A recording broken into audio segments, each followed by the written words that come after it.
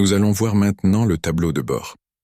Il nous affiche le chiffre d'affaires global de l'entreprise de l'année sélectionnée.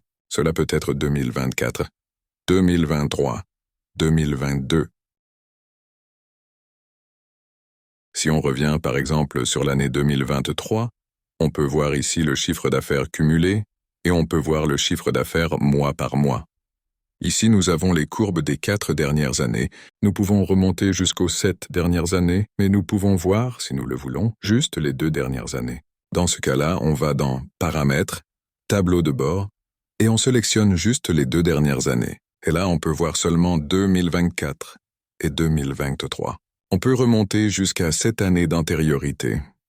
Comme nous avons seulement 4 années d'antériorité, nous pouvons voir seulement les 4 courbes.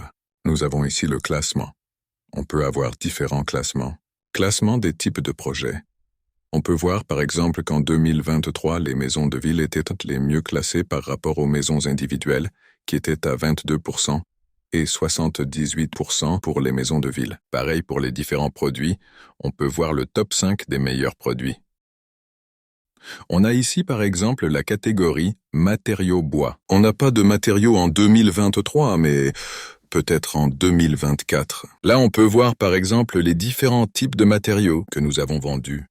Nous avons ici un récapitulatif des tâches et un récapitulatif de notre calendrier. Nous pouvons voir ici le jour, la date du jour.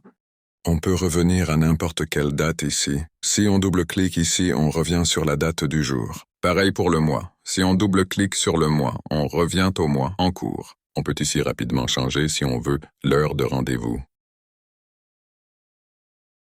Nous verrons en détail le calendrier dans une autre vidéo, plus tard. Nous avons fait un tour général du tableau de bord. Le tableau de bord sera plus enrichi au fur et à mesure des versions.